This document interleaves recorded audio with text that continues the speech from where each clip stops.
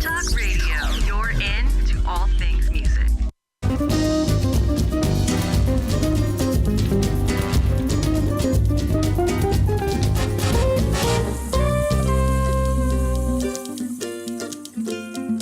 Welcome to Making It with Terry Wollman, the show that explores the secrets, successes, and strategies for making it in the music biz. And now, here's your host, Terry Wollman.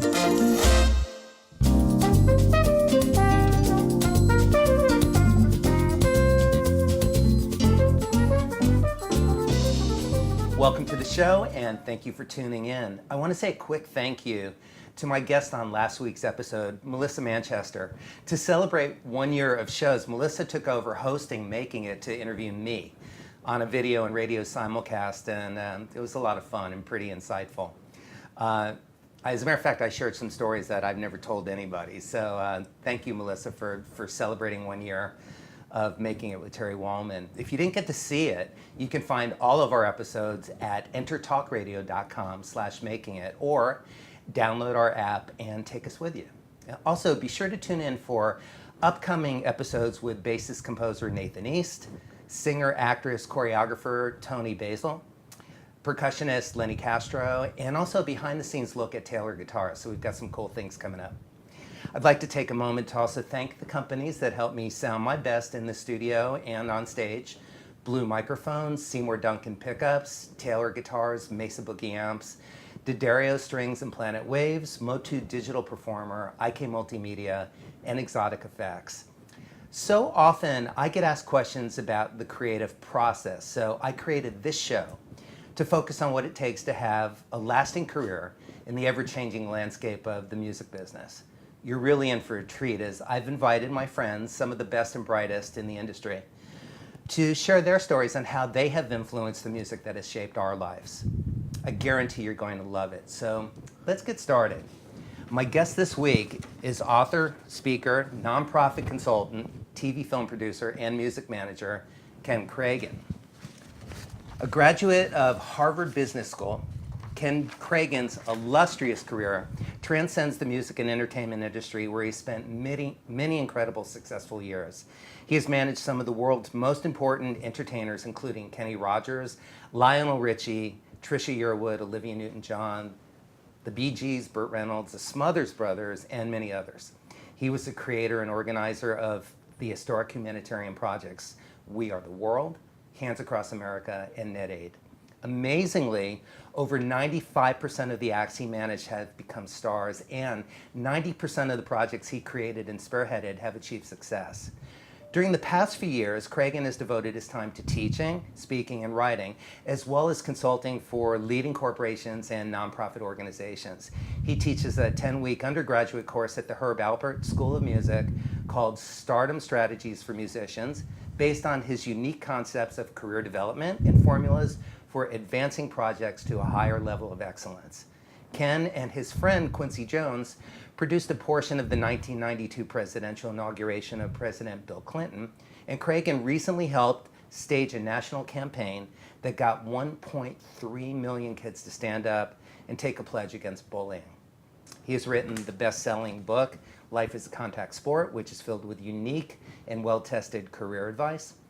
Kragen is most proud of receiving the United Nations Peace Medal for the creation of Hands Across America and We Are the World, making him one of a mere handful of private citizens to receive this honor.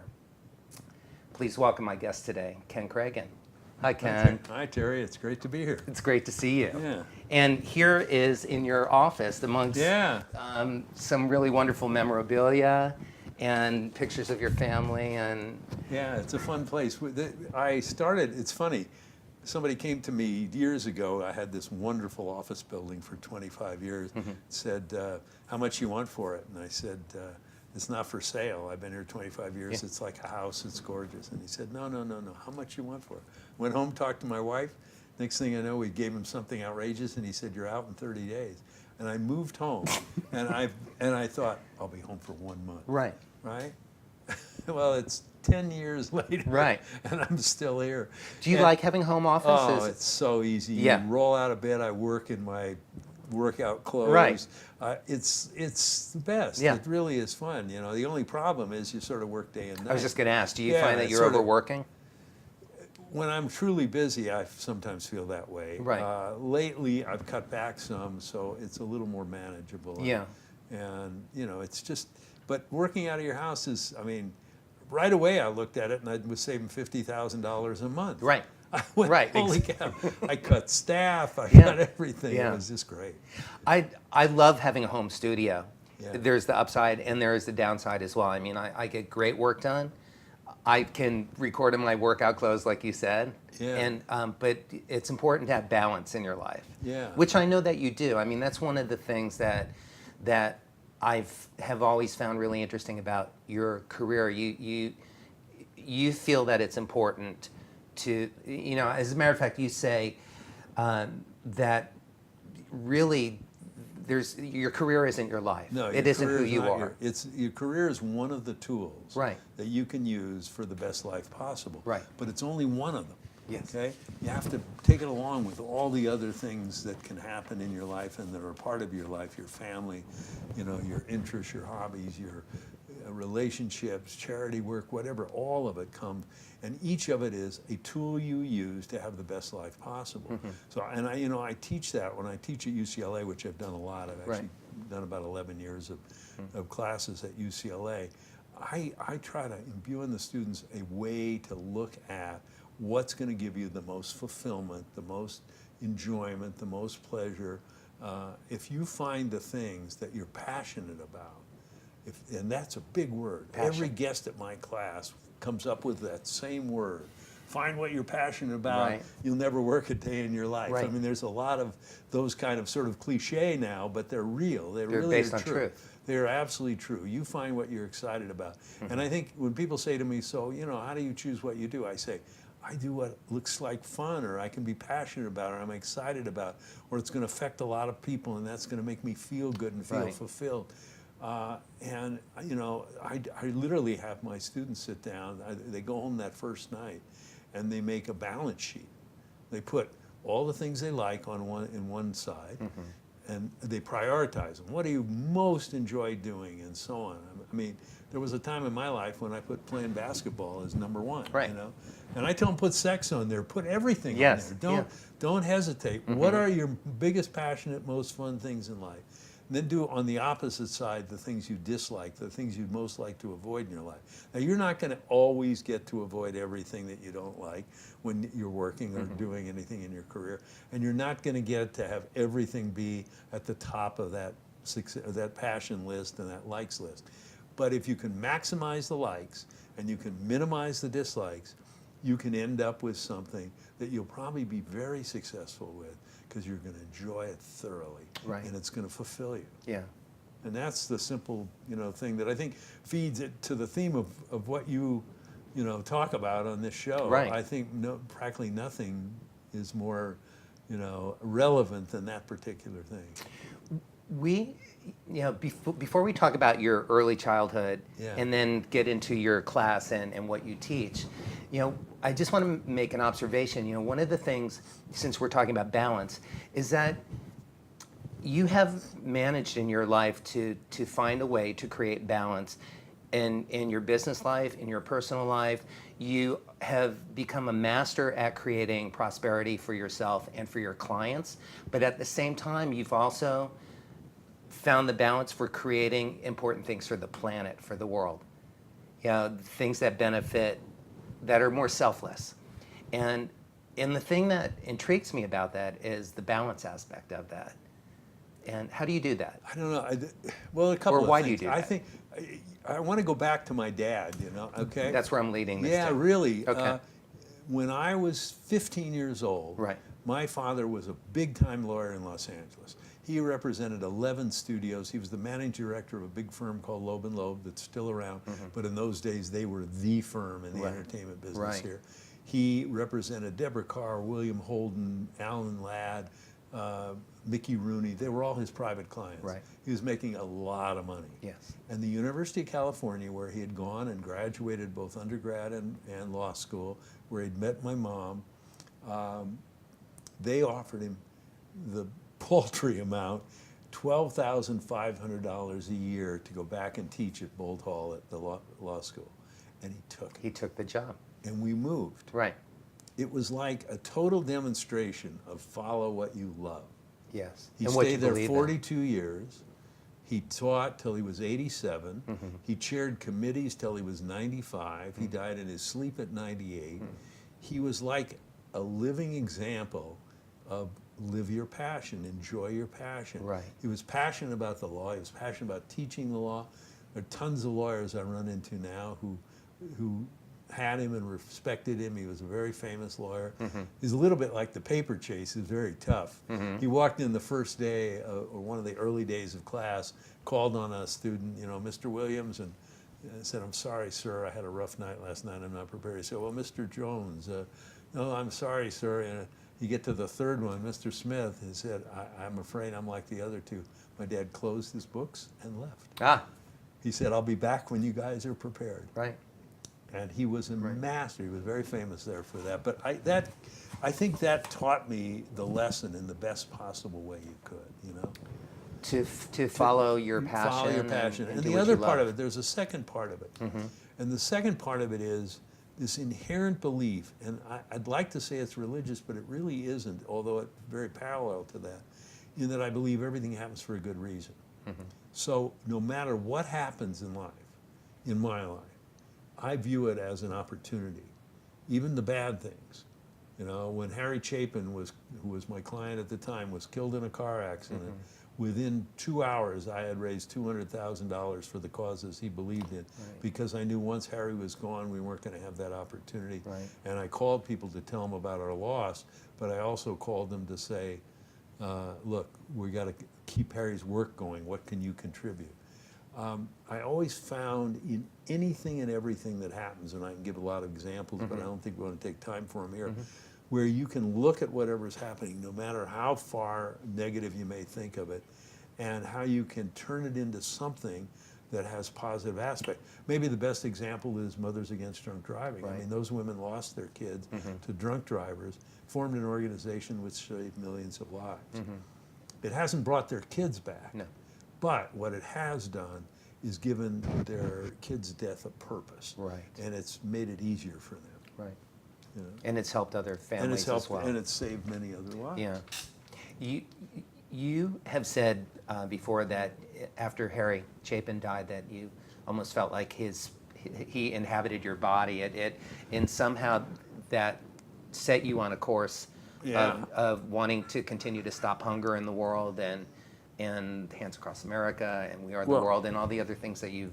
I actually, and yeah, I have to, this comes from a fact that I'm not a terrifically religious person. Did you grow up religious I grew in your up family? in the Jewish church, synagogues and stuff, but at 15 I was confirmed, and that was kind of the end of it for me, for a variety of reasons. You were bar mitzvah too? No, I never was bar mitzvah, but I was confirmed. Right. And but the very famous rabbi, Rabbi Magnin, who was a very famous down here in Los Angeles, at the time said, "We don't know. You don't know anything about what happened before in your life. You probably won't know anything after you die. Live your life to the fullest." That's a good rabbi. And I just sort of took that and ran with it. And but the thing is, anyway, that kind of philosophy, I think that just drove that whole thing into me, and set that course, you know. And that again was at 15. I mean, it's interesting if I think about it, and I have never thought about it before. These things were all happening because right after that, one of the reasons that I no longer went to synagogue was we moved to Berkeley. Right. My parents didn't like the synagogue up there that much. My dad had been teaching Sunday school. He had a falling out with the people up there, and all of a sudden we weren't going. They just pulled you out of that. Yeah, we weren't going. Right. And I was a basketball player, and I was president of my club and raising money, believe it or not, for charities already. And you were already doing that? Yeah, after I did We Are the World, my mom sent me a picture of me handing a $64 check, which in 1950, mid-50s was a lot of money.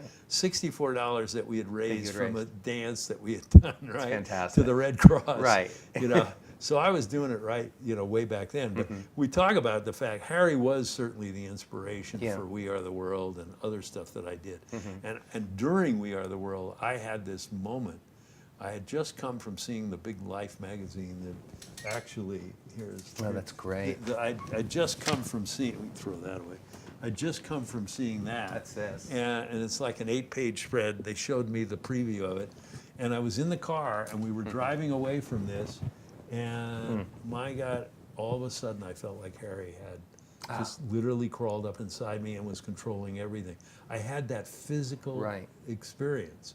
And I was just like, unbelievable. It was, really, really something. It's kind of a blessing to be able to carry on his part of his life work. Yeah, sorry. It's okay. Got a little emotional there. I I think about understand. my dad and Harry and all that. You've had some really beautiful influences in your life. Yeah, and that's an important thing. Yeah. And it's one of the things I think, reasons that I like to teach so much, because I get the feedback at the end of the year where they write evaluations. And when you see the kind of impact you've had on young people by, sharing your experience, sharing your knowledge, it's, to me, I try to teach people how to have a great life, just like what you're trying to do with the show. Exactly. You Yeah. know? Let's talk about your class. Yeah. That you teach and lecture on, because there's some really amazing points of view that you have from all of your experience, years of producing and managing artists. So you have found, basically, your class is based on you standing back and looking at everything that's worked and everything that hasn't worked, and analyzing it. I spent 100 hours, literally, researching my career, because by the time I started teaching in the mid-'80s, and when I began to teach, I reviewed, trying to find the things that I could share. I went back over my whole career. You researched your own life. Which started really in the late 50s, early 60s. And as a manager, where did you start? I started producing concerts for groups like the Kingston Trio and a group called the Limelighters and stuff in high school and college. Right. And then went to Harvard Business School. The Kingston Trio offered me a job producing their concerts. Right. And they already had a manager named Frank Werber. I wanted to take the job, and my father, who was at the time dean or a vice chancellor at the UC Berkeley, said, if you don't go, you've been accepted at Harvard Business School, if you don't go, you'll never go. Right. And he was totally right. So I went off to college, first to Europe with my family. So there was no ultimatum, it was just a piece of information that he gave you, the only insight. time that he ever really pushed me to do anything that I didn't necessarily want to do. Yeah. I came back from Europe right to Harvard, right to Boston. Was first day in my dorm room, and a guy walked in and said, have you heard this song, Tom Dooley, by the Kingston Trio? It's the #1 record in the country. And I went, oh, my career is there it gone goes. right by me. The ship has sailed. It sailed. I lost that opportunity. That would have been me. You're right. Yeah, and I did some work for them, produced a few concerts from the area while I was going to Harvard, which was a 2-year master's program. And that was invaluable to me in many ways. It kind of gave me an overview of business in a way that I would never have gotten managing. Yeah. But I didn't use it much for many years. But, I came out of there, 1960, a group asked me to manage him, and I went out and managed him in a group called the Limelighters, and within 6 months or a year, I had him as the #2 group on RCA behind Elvis Presley. And did you stay in Boston or move to New York or back to LA? I came back to San Francisco. San Francisco, okay. When, at Harvard Business School, they had you, this is sort of fits into what we were talking about, your career is not your life earlier. They give you a form, or at least they did then, a long time ago, and it said, one of the many things you had to write on the form was, what is your career goal? And I wrote, live in San Francisco. And they sent it back to me. Right. With a note saying, we didn't ask where you wanted to live, we asked, what is your career goal? What are you looking for a career? I wrote back, live in San Francisco. I'll sweep the streets, but I'm going to go live in San Francisco. I was from there by that time. I loved the city, and I want to go back.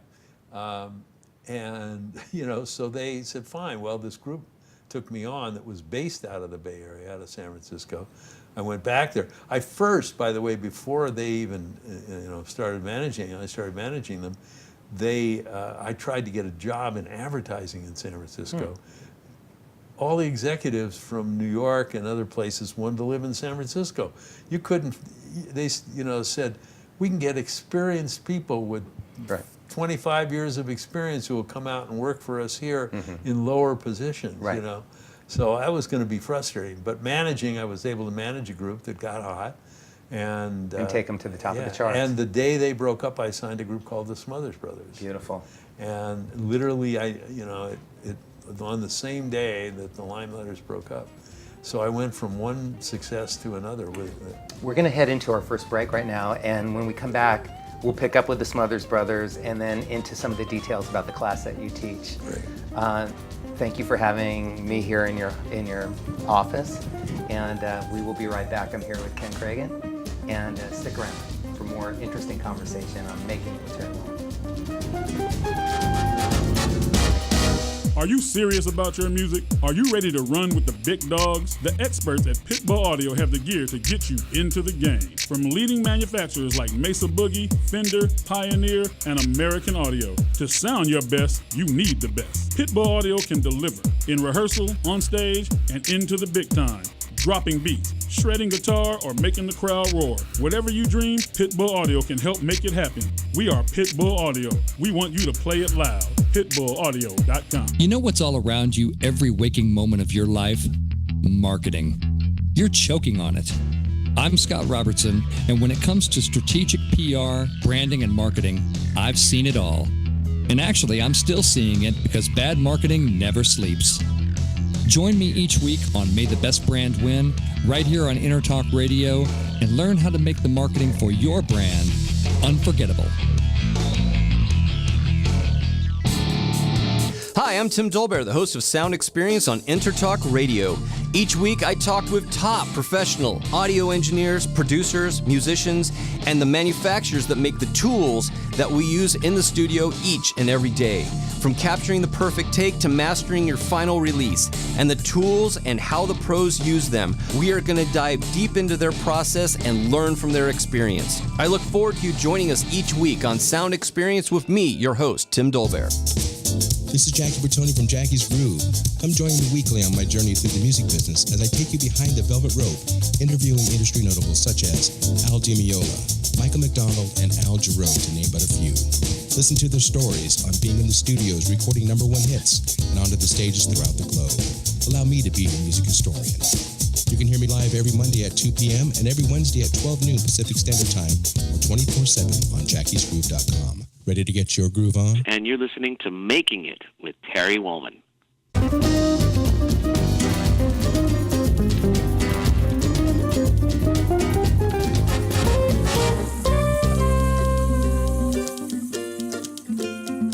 Welcome to Making It with Terry Wollman, the show that explores the secrets, successes, and strategies for making it in the music biz.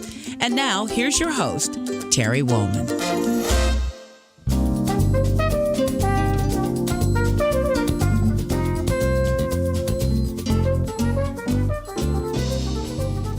Welcome back. I'm here with Ken Kragen, and we were just talking about the Smothers Brothers, which was an amazing television show at the time. It was as far as entertainment, but it was also politically sort of irreverent, and shook the trees a lot, and that's what I remember about watching it.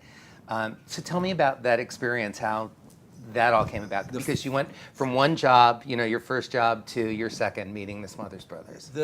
The Smothers Brothers, the first show they had failed. It was on for a year, but it didn't. It was one where Tommy played an angel. I think you can still see it on late night television, and it didn't do well. Right. Although we did have 20, I think we got 26 episodes. In those days, unlike now where they'll put you on for 3 shows or 6 shows see if and it you're flies. off. Right. In those days they didn't have that kind of feedback, and you'd get a whole year worth of shows.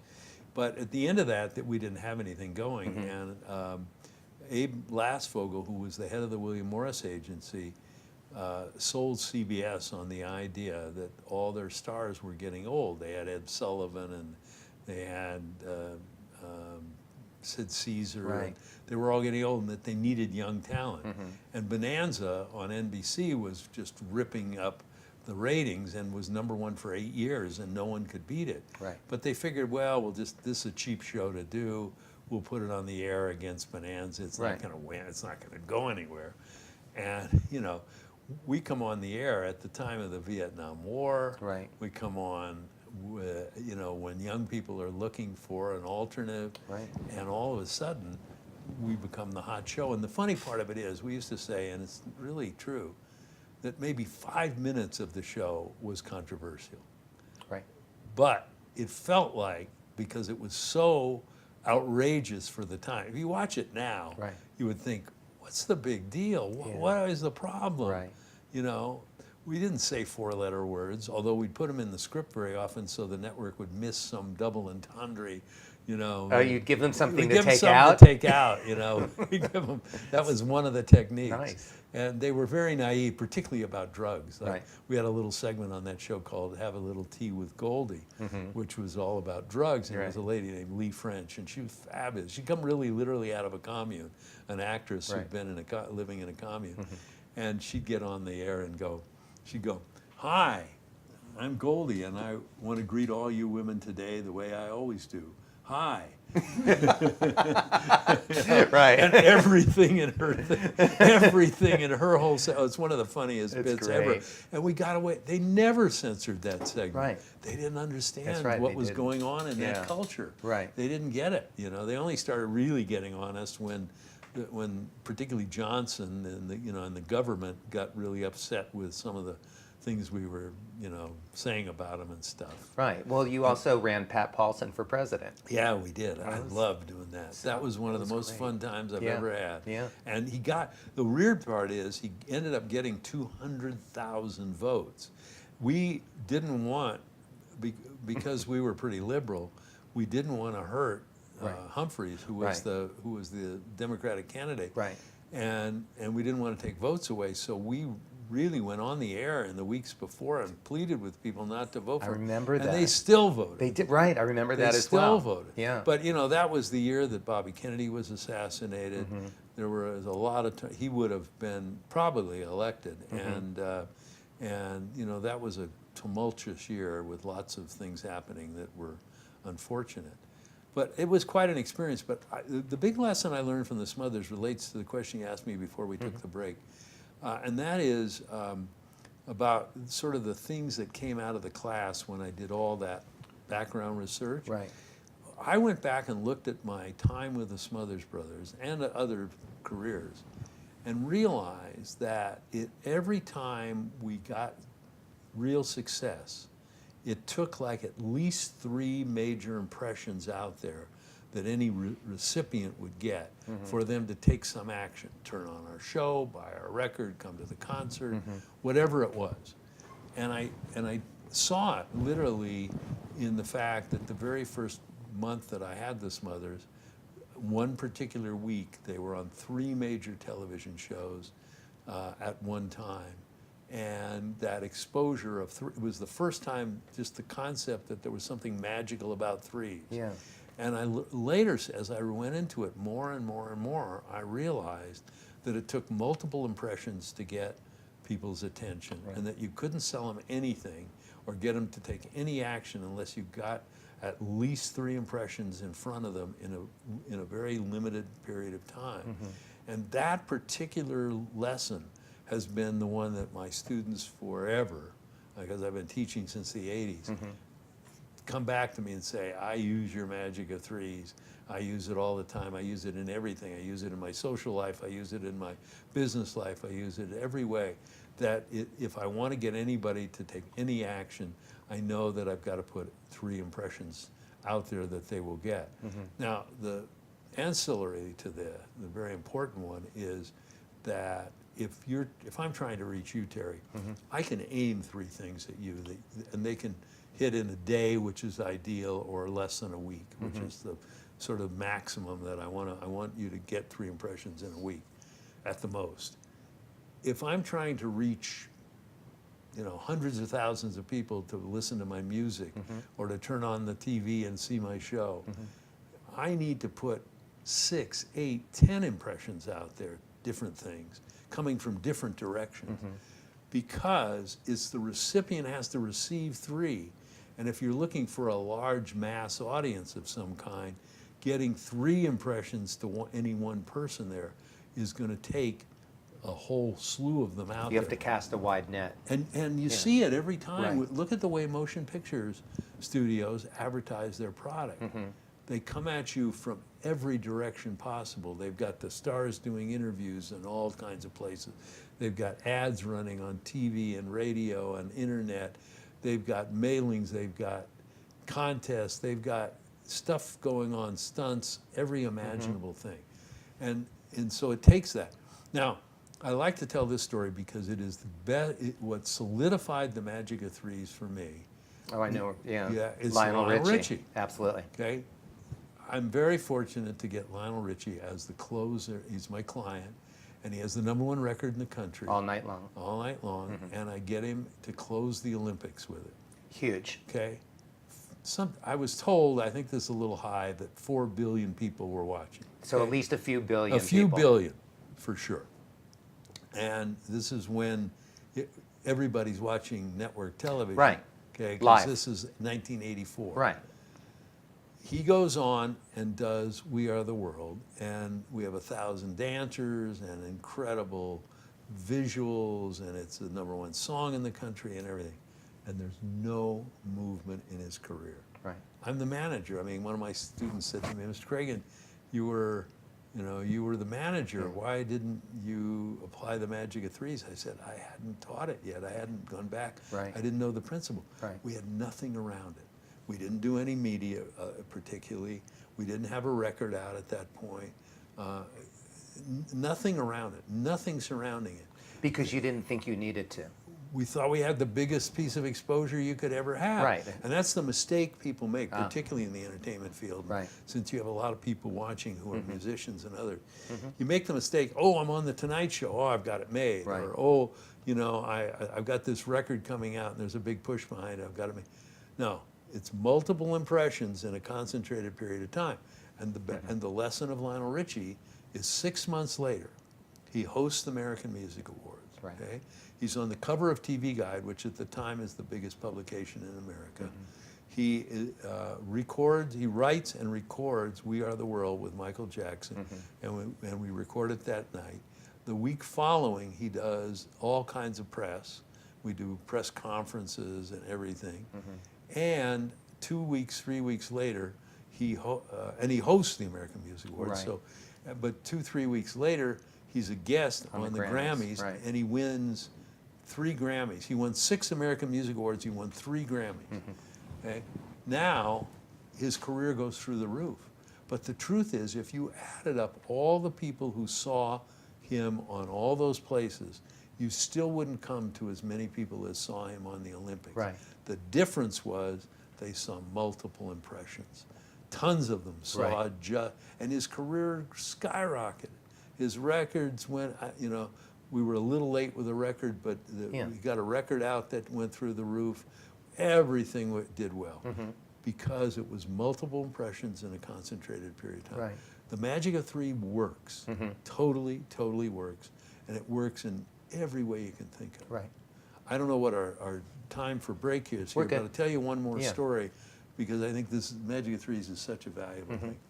I love to tell a story of using it in my personal relationship with my wife. And I love that you just said that because it gets back to what we're talking about. Yeah. It's the important thing here is life, not just Yeah. music or And money. the wonderful thing about the magic three is it's not just a device for your career. Right. It's a device for everything in your life where you want someone else to take action. Right. Go out with you, be good to your kid. I don't know what you want their attention to do something. Yeah. Okay. In this case, my wife and I had gone to the same restaurant, it was no longer here, called Chapin's in LA, a very famous old restaurant, sat at the same table for Valentine's Day every year. Right. Okay. We had it reserved for Valentine's Day. That particular year, Trisha Yearwood's appearing in New York on Valentine's Day in Central Park. I've got to leave and fly to New York that morning. I go out during the week before and I buy a basket full of things that my wife, and my daughter was born then, so things that a baby would like and things my wife would like. I put a Valentine's Day card with it, and I leave it, because I leave really early in the morning for the plane to New York, and I leave it on the front, bottom of the stairs in the front hall. So when she gets up, she finds the basket with the Valentine's Day card and everything. Now, I head off to New York on the plane, but I arrange to have flowers and candy delivered in the afternoon. And they screw it up a little, but they finally get it here, and it comes in okay. That night, she has decided to go keep she doesn't want us to lose that standing reservation. So she takes a friend, another girlfriend, not a guy, not another guy. That might have been a little inappropriate. But our best friend still this day is her former boyfriend that she went with for 6 years before she met me. So she could have taken him, but I still would have been great. Anyway, I arranged to pick up their meal. I send over a bottle of champagne with 2 glasses and another Valentine's Day card. Okay. Does she call me after she gets the basket? No. Does she call me when she gets the flowers and candy? No. When she gets the third thing at the restaurant, she tracks me down there. No, this is not no cell phones. No cell phones. She tracks me down in New York. She's in tears, telling me how much she loves me and how much she appreciates what I do for her. Magic of threes. Right. Same thing. And I had a target. Wow. I could target her. Right. I didn't have to put 10 things out there. Right. You know, I could put a target that would affect her. Right.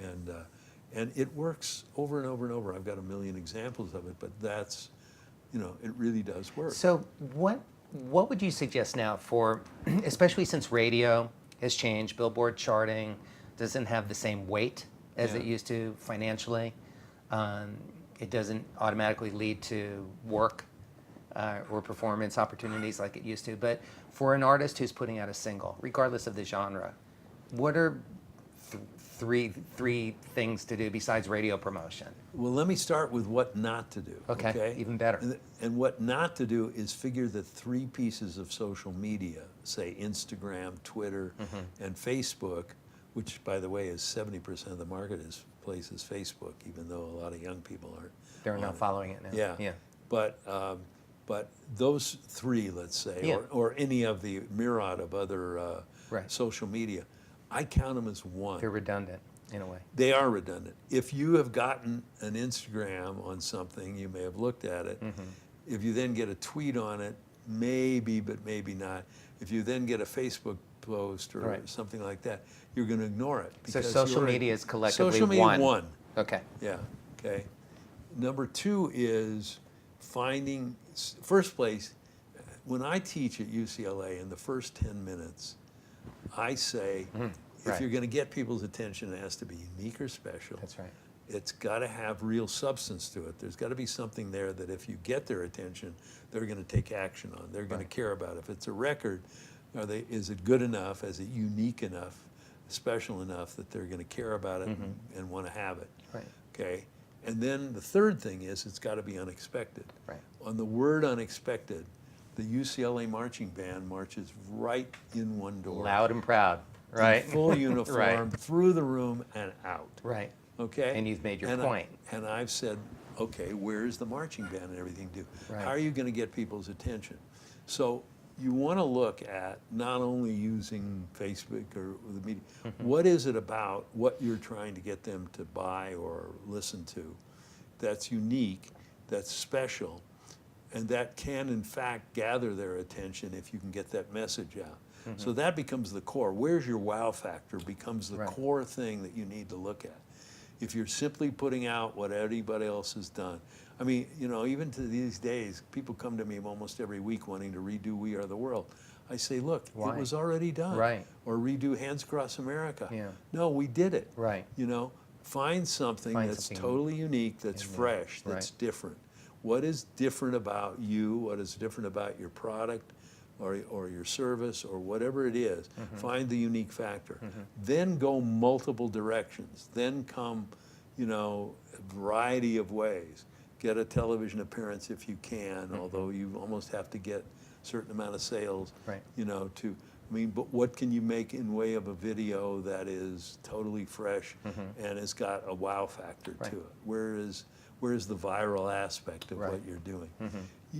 You really need, the marketplace is, because anybody can go into it now. You don't have to be a big record company. Right. And, in the old days, when I was making record deals way back in the 60s and 70s and even 80s, you needed the power of a record company Absolutely. to get anywhere, It was to an get elite attention. playing field. Yeah. Now, if you make a truly special, unique, maybe outrageous video, all of a sudden on YouTube, you can have a viral situation, and now the record companies and everybody else is chasing you. And it can open all those other doors. Right. The one thing that I'm sure you've told artists over and over and over is, you're not going to make money on the record itself, probably. Right. Records It's now are touring. very expensive business card. Yeah, exactly. It's touring, it's merchandise. And an expression of art. Yeah. as well. Yeah. Oh, yeah. The record certainly is that. Yes. But it's an attention getter. Right. And that's why it's got to be unique, and any video that goes with it has got to be unique.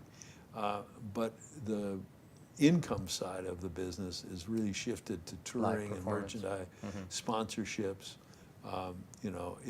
It's finding those ways and utilizing everything, every venue, every aspect, personal calls, building a coterie of followers who will get out and work for you, to care enough, believe enough that they'll get out and work for you. Right. Power of threes. Power of three. Yeah. Yeah. And it does work in your personal relationships as well, so don't forget that.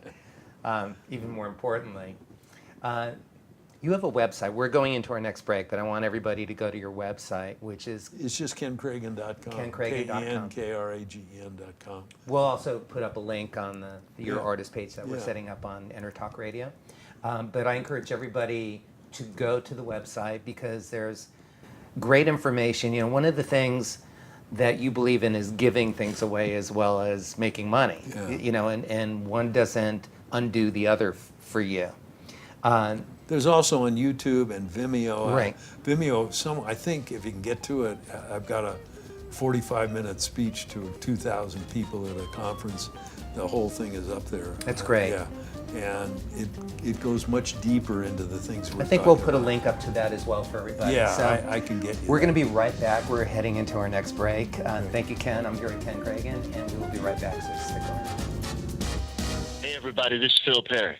Stay tuned for another portion of Making It with Terry Hi, Wollman. this is Tim Dolbear, host of Sound Experience here on InterTalk Radio. And Source Connect by Source Element is the essential tool that we use to link between my studio in Austin, Texas and the WS radio station in San Diego. Now with Source Connect, not only can we communicate in real time and with HD audio, but it's synced up and is of a high enough quality that I can use it for real-time ADR work, remote recording and overdubbing, and it even allows me to remotely control a DAW. Source Connect by Source Element, affordable, high-quality audio and video connection over the internet for all of your production needs. You know what's all around you every waking moment of your life?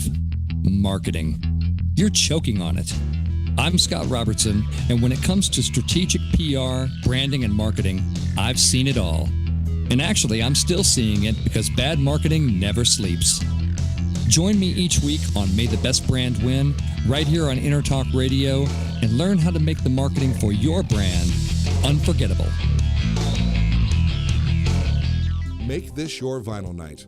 I'm John J.R. Robinson, and every week, music creation comes alive through stories, experiences, and sounds when vinyl records filled our hearts and minds. My friends and I share our tips and techniques used in creation of iconic tracks for recording artists such as Michael Jackson, Eric Clapton, Quincy Jones, and Steve Winwood, to name a few. Vinyl has emerged hot, and the soul of vinyl defines art and passion which burns deepest at night. Tune in. Are you serious about your music? Are you ready to run with the big dogs? The experts at Pitbull Audio have the gear to get you into the game. From leading manufacturers like Mesa Boogie, Fender, Pioneer, and American Audio. To sound your best, you need the best. Pitbull Audio can deliver in rehearsal, on stage, and into the big time. dropping beats, shredding guitar, or making the crowd roar. Whatever you dream, Pitbull Audio can help make it happen. We are Pitbull Audio. We want you to play it loud. PitbullAudio.com. Hi, this is Matt LaPointe from Motu. You're listening to Making It with Terry Wollman.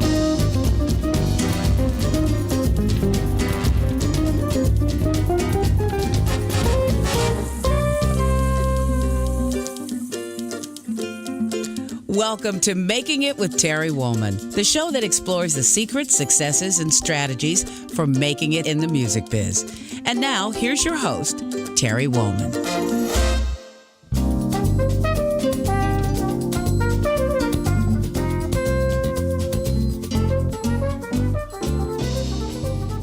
Welcome back. I'm here talking with Ken Kragen about life, music, business, the power of threes, and I want to ask you some other things because I know some of the things that you teach are really interesting to me. You know, let me just read some off. One of the things that you talk about is it's easier to accomplish the impossible than the ordinary. Yep. What do you mean by that?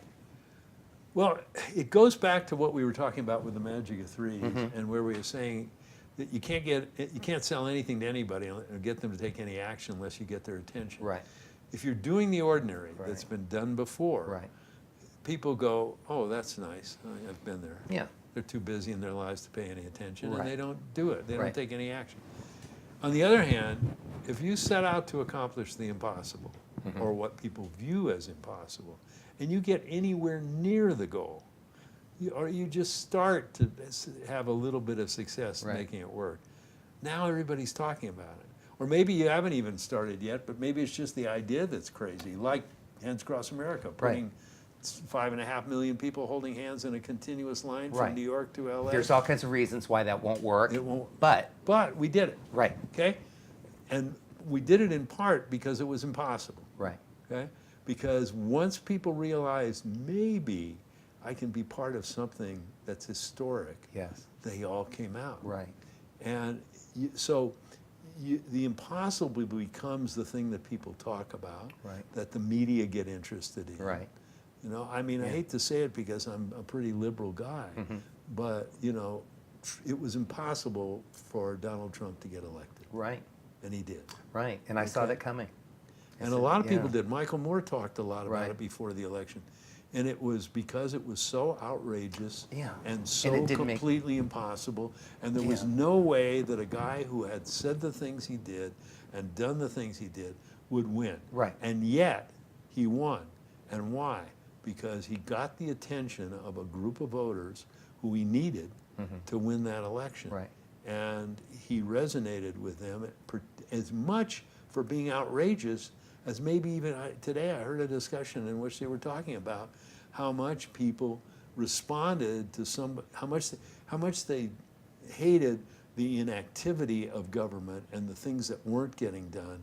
And here at least was somebody who was promising to change everything. Right. Okay? Now it didn't happen that way. Right. And there's been a lot of issues. But forget politics. Just talking about the fact that if you want to get people's attention, you've got to do stuff. Right. That's interesting. So it becomes so much easier. It's a great example. People come to me, I mentioned it earlier, they come to me almost weekly to redo We Are the World or Hands Across America. I did some of Live Aid or NetAid. They always want to go back and do those things because they look at them and go, you know, we need another Hands Across America now, you know. I say, fine, but it can't be Hands Across America. Right, we've already done that. It did it. Right. And we proved that it isn't impossible. And people aren't going to look at it as something unique. What are you going to do that's totally unique? Right. What's different? What's, you know, the bucket challenge, the ice bucket challenge. I mean, look at the phenomenal success of that. Right. Only based on who's going to be willing to pour ice water over their head. Well, it turned out a lot of people. Right.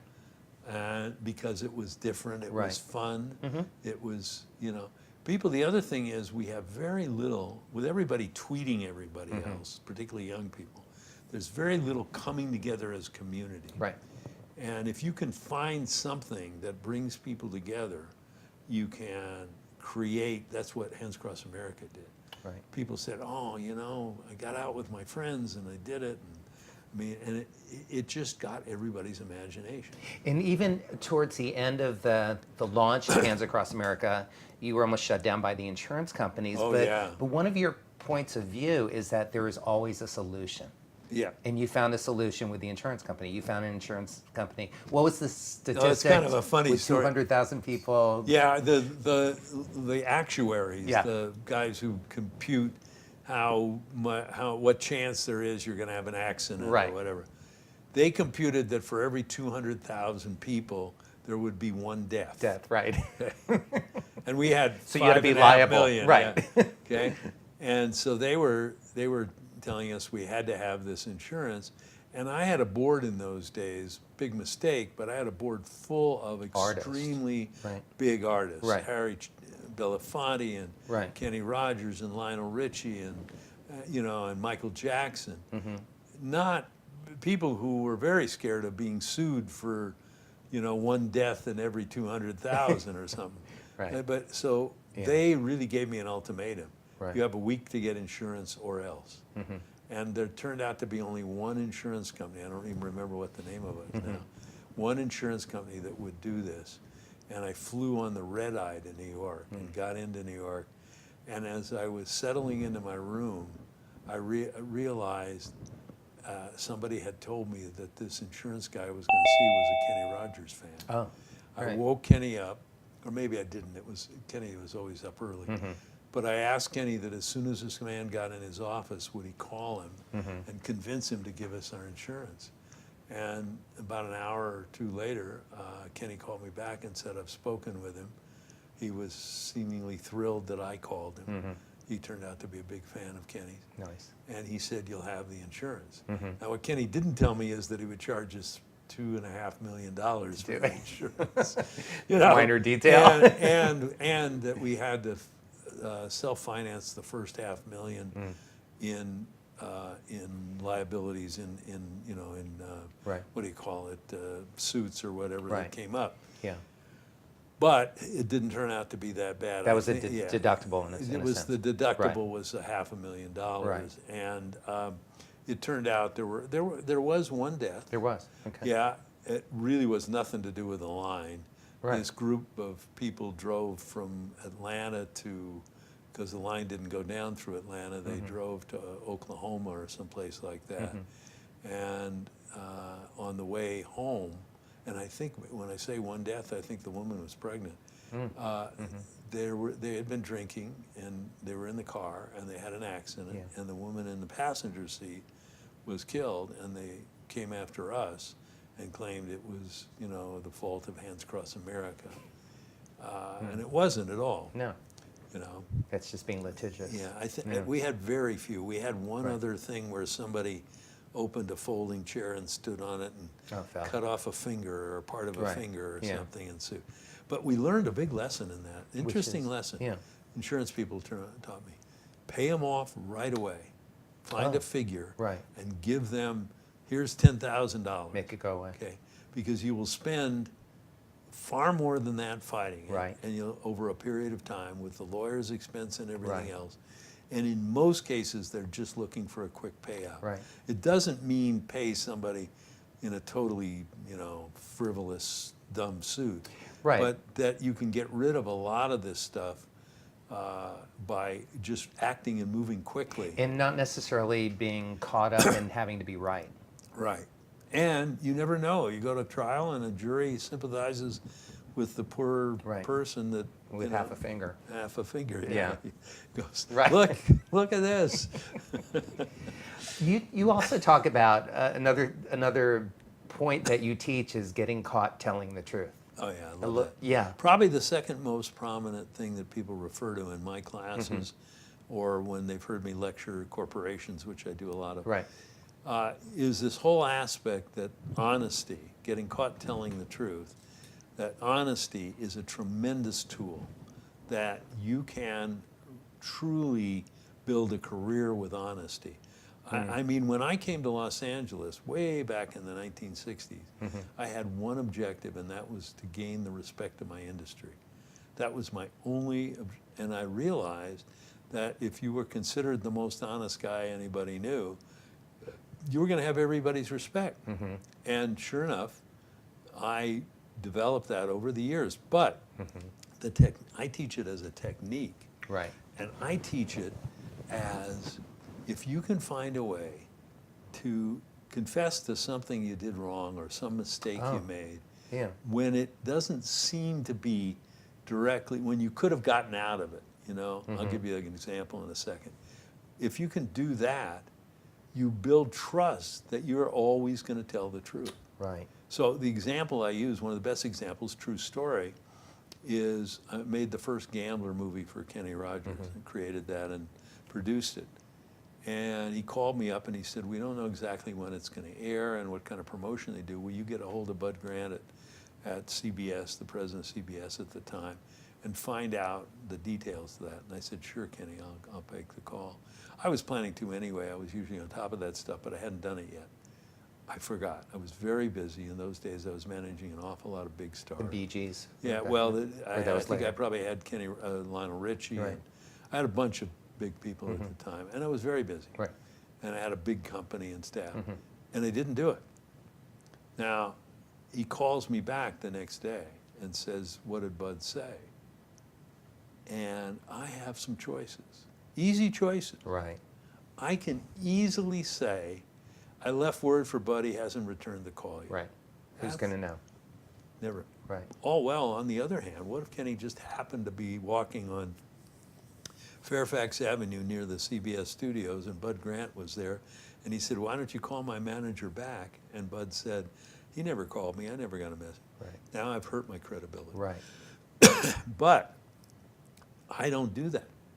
I'm delighted to be caught making a mistake. You see it as an opportunity. It's a terrific opportunity Right. to say to Kenny, you know what? I totally screwed up and forgot. Yeah. Next, if I don't write it down, there's a good chance I'll forget. Next time, say to me, Ken, did you write that down? Okay? I'll make the call now and I'll get right back to you. I have just enormously built my credibility. with Right. him. When I have to go to him and convince him, you know, that the moon is green or something, Right. he's going to believe me now because he knows I tell the truth. Right. You know? I mean, it's one, I go back because politics is on our minds so much now. Yeah, it is. That one of the biggest problems that this White House has is the constant group of lies that are so obvious that people can, you know, how big was the inauguration Right. crowd? I mean, Right. it was a huge joke at just at the Emmys Right. the other night because you could see the difference. Right. You know, when you start telling untruths, people start distrusting you. And then comes a moment, certainly it's true with the President of the United States, where you're going to have to get people to believe that you know what you're doing and that what you're telling them is the truth. And if you haven't built that trust, you haven't got anything. And Why it's do true in every aspect of our life, and it's so simple to do. I absolutely agree, and you know, and see that as bringing a great deal of integrity to everything that you do as well. Why do you think that our president breaking that rule right now every day since he's been in office doesn't diminish his following? What's Well, going on with that? Yeah, part of the thing is they tend to look at the fact that he's so different than what we've had, and he covers it with huge amount of distraction. Right.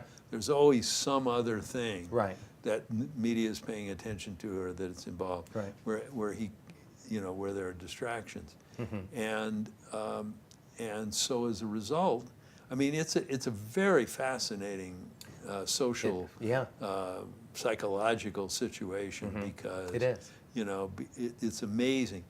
What we really don't know is if he doesn't have to get elected again till 2020, and what we don't know is how much has that damaged the base, and we'll learn, we'll see. But the other problem is the other side has to have tremendous credibility. Right. The other side has got to build its credibility. Yeah. And you know, we'll see what happens. There's a lot of factors.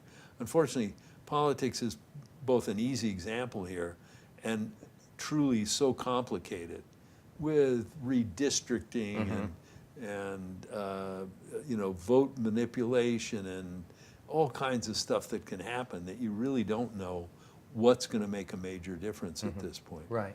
I certainly can't see that telling an untruth in the long run is going to work to his advantage. And he's starting to back off that a little bit. Right. After the Emmys was the first time I've seen him tweet something really funny. That was sort of a joke. Right. In a way. And it was the first time, and I went, oh my God. Yeah, there's a shift. Yes, Right. Yeah. I wonder if he had to have a writer write that, or did he get that? That's great. Yeah.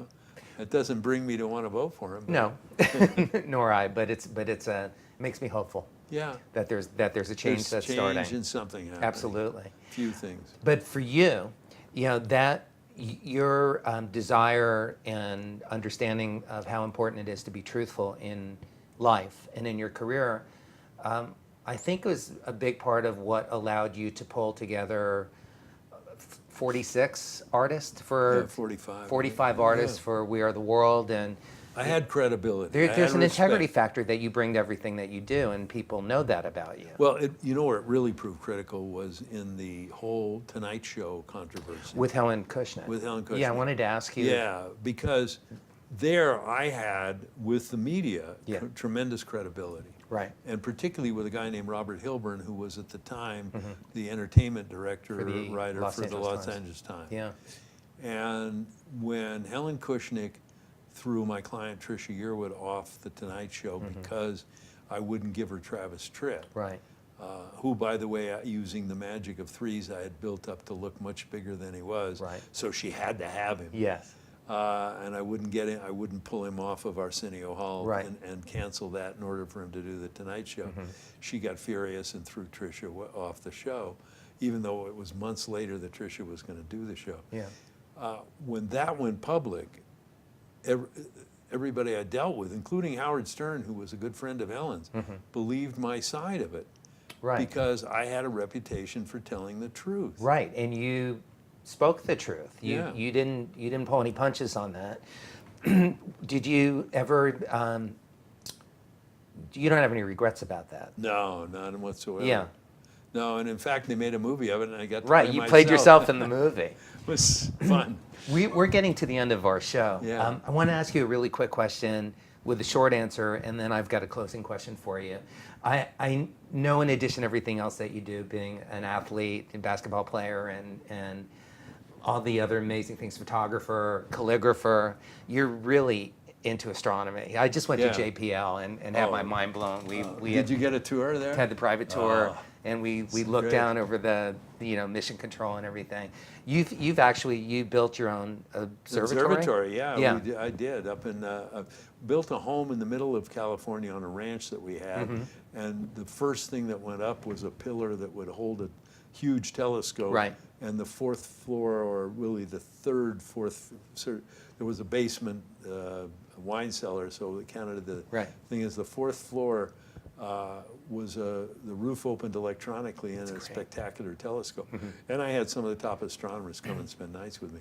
Yeah, astronomy's been just great for me, and I got for a couple of years recently to work with JPL on. Yeah, you've been consulting for them. Yeah, and I'm sort of playing around with something for them right now. In fact, I got a text from one of the guys there today asking if I'd followed through on something, and I realized I hadn't. So, but I love astronomy. It's one of my favorite areas.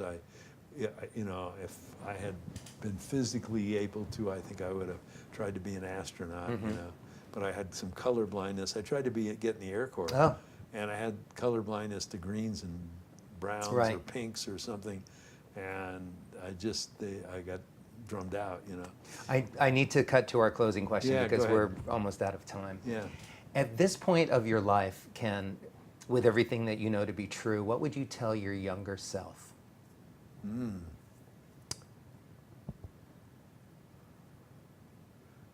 Be a little less trusting of investment people. Yeah. Okay. Right. Not just a little, but a lot. Yeah. Don't think the money source is going to go on forever. Even though I earned a lot of money between some mishandling of it and just the fact that I slowed down in recent years, I've had to continue to work and work pretty hard. Right. But I don't really want to retire, so maybe it's a good thing, like everything else in my life. Right. I think that's probably the one area of my life that I could think that I would want to be cautious about and say. And we've been very much, we just have one child, we have a daughter, and we've gotten her to invest a certain amount to save a certain amount of money with a really good investment person. Several times a year she turns in money to them, and she's building a fund and she's in good shape.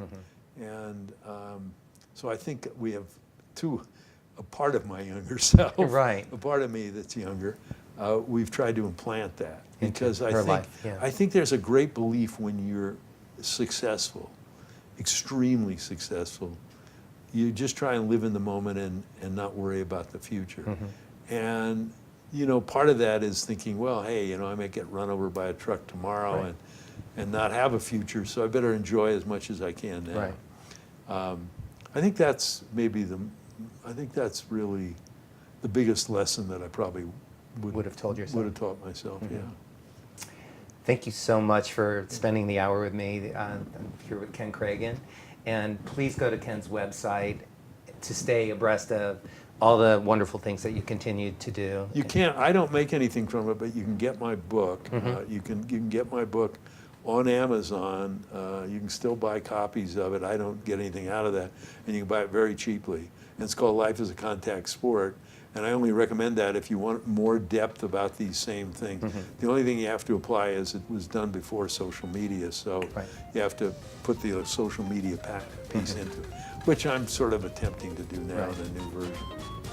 Ken, thank you so much. Thank you. It's great to see you. Great. We'll see everybody next week. Thank you for spending the hour with us.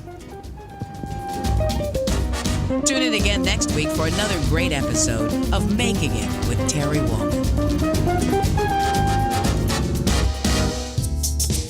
This is Jackie Bertoni from Jackie's Groove. Come join me weekly on my journey through the music business as I take you behind the velvet rope, interviewing industry notables such as Al Di Meola, Michael McDonald, and Al Jarreau, to name but a few. Listen to their stories on being in the studios recording #1 hits and onto the stages throughout the globe. Allow me to be your music historian. You can hear me live every Monday at 2 p.m. and every Wednesday at 12 noon Pacific Standard Time or 24/7 on jackiesgroove.com. Ready to get your groove on? Hi, this is Tim Dolbear from Eclectica Studios. I'm a full-time mixing and recording engineer. I work with Grammy winners, labels, and indie artists, using state-of-the-art digital mixing and restoration tools and the very best in analog gear. Really, though, it's my ability to bring tracks to life and fulfill your vision for your music. This has made me sought after by producers and artists worldwide. So spend your time working on music and not chasing a mix down a rabbit hole. Go to timdolbear.com and check out our free one-song mix offer. You know what's all around you every waking moment of your life? Marketing. You're choking on it. I'm Scott Robertson, and when it comes to strategic PR, branding, and marketing, I've seen it all. And actually, I'm still seeing it because bad marketing never sleeps. Join me each week on May the Best Brand Win, right here on Intertalk Radio, and learn how to make the marketing for your brand unforgettable. Are you serious about your music? Are you ready to run with the big dogs? The experts at Pitbull Audio have the gear to get you into the game. From leading manufacturers like Mesa Boogie, Fender, Pioneer, and American Audio. To sound your best, you need the best. Pitbull Audio can deliver in rehearsal, on stage, and into the big time. Dropping beats, shredding guitar, or making the crowd roar. Whatever you dream, Pitbull Audio can help make it happen. We are Pitbull Audio. We want you to play it loud. Pitbullaudio.com.